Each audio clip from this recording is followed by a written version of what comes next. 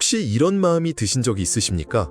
같이 기도하고 아멘하고 일어섰는데 돌아서면 또 같은 말에 마음이 긁히고 우리는 기도하는 부부인데 왜 이러지? 그 질문이 가슴 한편에 오래 남아 있으신 분들, 오늘 이 시간 그 마음 앞에 조용히 앉아보려 합니다.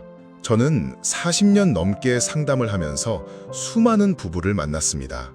그 중에서 제가 가장 마음이 쓰였던 분들이 있어요. 바로 신앙 좋은 부부였습니다. 이상하게 들리십니까? 그런데 사실입니다.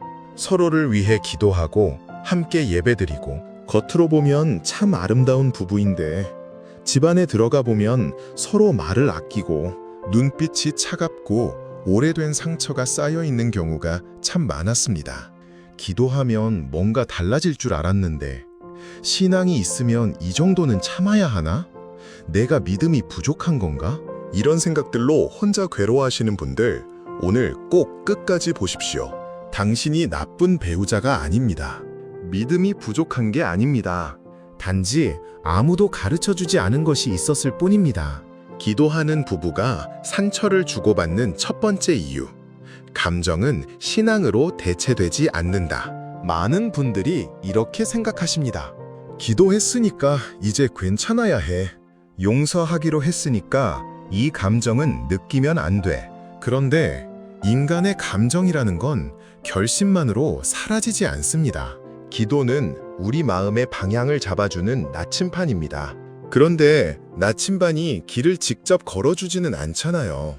방향은 알았는데 발이 아픈 건 그대로입니다. 신발이 맞지 않아 발이 부릇했는데 기도로 방향만 잡으면 발은 저절로 낫는 줄 알았던 겁니다. 많은 신앙 좋은 분들이 감정을 억누르는 훈련은 잘 되어 있습니다. 참고, 내려놓고, 기도하고.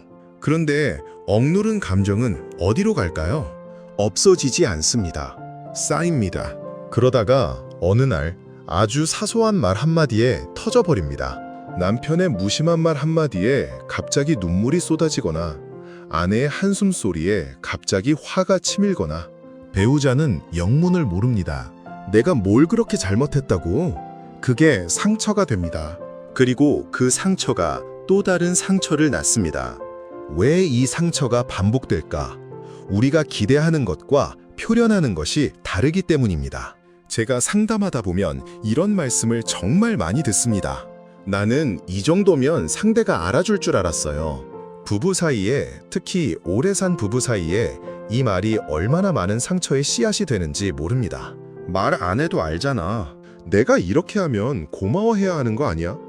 그 정도도 눈치채지 못해? 이것을 심리학에서는 마음 읽기 오류라고 합니다. 내가 원하는 것을 상대가 당연히 알 것이라는 착각이죠. 그런데 여기에 신앙이 더해지면 어떻게 됩니까? 나는 기도하는 사람이니까 이 정도 욕구나 필요는 드러내면 안 된다는 생각이 생깁니다. 그래서 더 안 말합니다. 더 참습니다. 더 기대합니다. 그러다 더 실망합니다. 상대방은 아무것도 모릅니다. 심지어 아무 잘못도 없습니다. 그냥 몰랐을 뿐입니다. 그런데 쌓인 사람 입장에서는 몰랐다는 말이 더 서럽습니다. 그것도 몰라줬어? 라고 느끼게 되는 거죠. 이 구조가 반복되면서 부부 사이에는 말하지 않은 것들이 벽처럼 쌓입니다. 기도하면서도 그 벽은 계속 높아집니다. 왜냐하면 기도 안에서도 그 감정을 꺼내지 않으니까요. 그렇다면 어떻게 해야 할까요? 관계 회복을 위한 3가지 실천. 이제 중요한 이야기를 해드리겠습니다. 이론이 아니라 실제로 부부 사이에서 써먹을 수 있는 이야기입니다. 첫 번째, 감정에 이름을 붙여주십시오. 당신 때문에 화가 났어가 아니라 나 지금 많이 서운해, 무시당한 것 같은 느낌이 들었어. 이렇게 말하는 게 처음엔 어색합니다. 어색한 게 당연합니다. 우리 세대는 감정을 표현하는 법을 배운 적이 없으니까요. 그런데 화가 났다는 말은 상대를 방어적으로 만들고 서운했다는 말은 상대의 마음을 열게 만듭니다. 이 차이, 작은 것 같지만 부부관계에서 엄청난 차이를 만들어냅니다. 두 번째, 기도 안에서도 솔직해지십시오. 많은 분들이 하나님 앞에서도 좋은 모습을 보이려 합니다. 제가 잘못했습니다. 제가 더 참겠습니다. 그런데 시편을 읽어보십시오. 다윗은 하나님 앞에서 정말 솔직했습니다. 억울하다고, 힘들다고, 왜 이러냐고 직접적으로 쏟아냈습니다. 하나님은 그 솔직함을 외면하지 않으셨습니다. 배우자와의 관계도 마찬가지입니다. 나 지금 사실 많이 힘들어. 당신한테 말 못했는데 들어줄 수 있어? 이 한마디가 쌓인 벽을 허무는 시작이 될 수 있습니다. 세 번째, 문제 해결보다 함께 있어줌을 먼저 하십시오. 부부 상담을 하다 보면 남편들이 가장 많이 하는 실수가 있습니다. 아내가 힘들다고 하면 바로 해결책을 내놓으려 합니다. 그러면 이렇게 하면 되잖아. 왜 그런 걸 가지고 힘들어해? 아내가 원한 건 그게 아닙니다. 그냥 많이 힘들었겠다. 나 여기 있어. 이 한마디. 반대로 아내들은 남편이 침묵하면 나를 무시하는 건가? 하고 오해하기도 합니다. 하지만 많은 남편들의 침묵은 무시가 아니라 어떻게 해야 할지 모르겠는 막막함입니다. 서로의 다름을 이해하는 것. 그게 관계 회복의 첫 번째 문입니다. 성경에 이런 말씀이 있습니다. 사랑은 오래 참고 친절하며 우리가 너무 잘하는 구절이죠. 그런데 저는 이 구절 앞에 한 가지를 꼭 붙여드리고 싶습니다. 사랑은 오래 참는 것이기도 하지만 오래 참기만 하면 관계가 유지된다는 착각을 내려놓는 것이기도 합니다.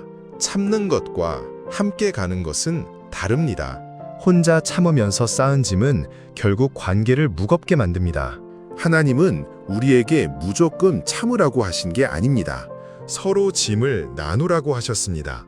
서로 짐을 지라 그리하여 그리스도의 법을 성취하라는 말씀처럼 짐을 내려놓는 게 아니라 함께 드는 것. 그게 기도하는 부부가 나아가야 할 방향이 아닐까요? 기도는 우리를 강하게 만들기도 하지만 때로는 우리를 부드럽게 만들어서 상대 앞에 나 사실 힘들었어 라고 말할 수 있게 해주는 힘이기도 합니다. 기도하는 부부라고 해서 상처가 없는 게 아닙니다. 기도한다고 해서 서로를 완전히 이해하게 되는 것도 아닙니다. 다만 기도하는 부부는 다시 시작할 수 있는 용기를 가집니다. 우리 한번 다시 해보자는 그 한마디를 꺼낼 수 있는 힘을 받습니다. 오늘 이 영상을 보신 분들 중에 오래된 상처를 안고 혼자 기도해 오신 분이 계신다면 오늘 밤 배우자 곁에 조용히 앉아 보십시오. 무언가를 해결하려 하지 말고 그냥 거기 있어 주십시오. 그 자리가 회복의 시작입니다. 저는 여러분의 관계가 낫기를 진심으로 바랍니다. 혹시 이런 이야기가 더 필요하신 분들 아래에 구독, 좋아요 버튼이 있습니다. 강요하지 않겠습니다. 하지만 오늘 이 시간이 조금이라도 위로가 되셨다면 다음에 또 이 자리에서 뵙겠습니다.